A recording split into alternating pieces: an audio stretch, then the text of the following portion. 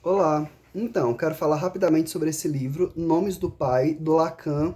Essa é uma edição da editora Zahar. Ela publicava esses livrinhos com textos pequenos do Lacan, e aqui a gente tem dois textos dele, na verdade. Um de 1953 e um de 1963.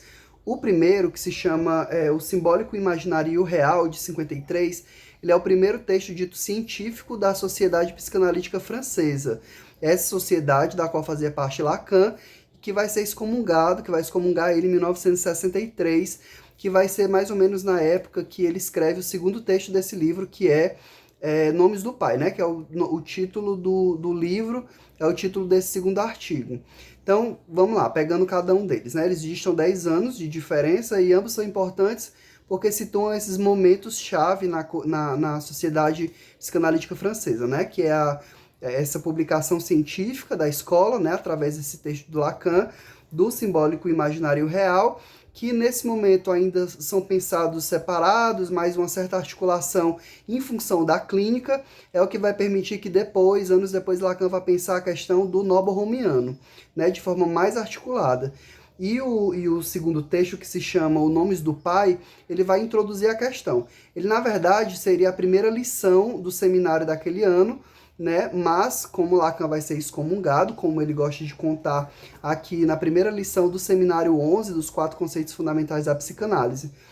O primeiro texto é a excomunhão, se eu não me engano, o título é esse, do primeiro capítulo, é a excomunhão, e ele vai contar um pouco sobre isso. Mas a grande questão ele ia introduzir o seminário, né, com esse texto, com essa primeira lição, mas acabou que ela serviu muito mais para ele falar sobre essa questão, sobre a coisa da excomunhão dele, né, como ele gosta de chamar. E aí ele introduz a questão dos nomes do pai, mas ele já avisa que ele não vai mais trabalhar essa questão, que ele vai desistir desse seminário. E é isso que ele vai fazer. Então, esse texto, ele seria introdutório do seminário, mas como ele desiste, ele vai apenas falar sobre o que ele falaria.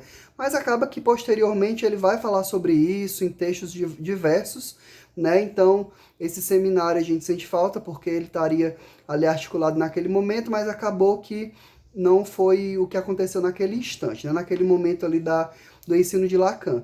Então, esse primeiro texto de 53, ele abre o que se entende pelo ensino do Lacan, e esse outro, ele dá abertura para um novo pensamento de outras temáticas, né? Para o pensamento de outras temáticas que não a questão dos nomes do pai. Mas ele vai falar aqui do nomes do pai de uma forma geral, vai articular com o complexo de Édipo, e então ele vai servir muito mais como algo introdutório do que propriamente algo aprofundado.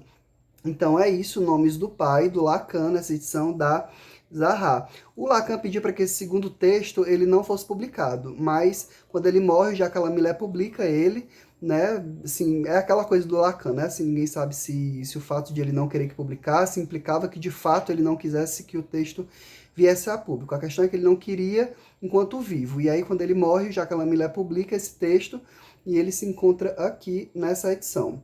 Então é isso e até a próxima.